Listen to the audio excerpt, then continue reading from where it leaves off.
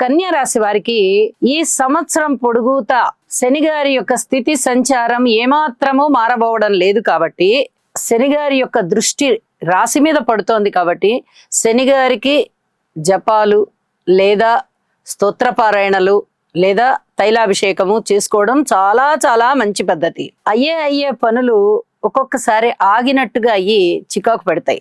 ఎందువల్ల? సప్తమ స్థానంలో ఉన్నారు. శని గారికి బలము ఏమాత్రము లేదు, ఆటంకాలను ఇస్తూ ఉంటారు. అయితే పూర్తిగా ఆటంకాలతోనే ఉంటుందా అంటే పూర్తిగా ఆటంకాలతో ఉండదు.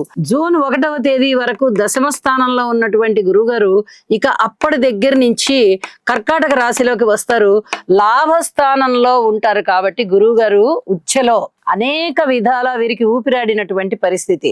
మరి మొదటి 6 నెలల కాలం వరకు శని గారి యొక్క స్థితి సంచారానికి మనము చేసుకునేటటువంటి జపాలు, ఈ పూజలు ఇలాంటివే బలాన్నిచ్చి ఆ దుష్ట ఫలితం తగ్గుతుంది. ఇది చాలా జాగ్రత్తగా గుర్తుపెట్టి చేసుకోవాల్సినటువంటి విషయం.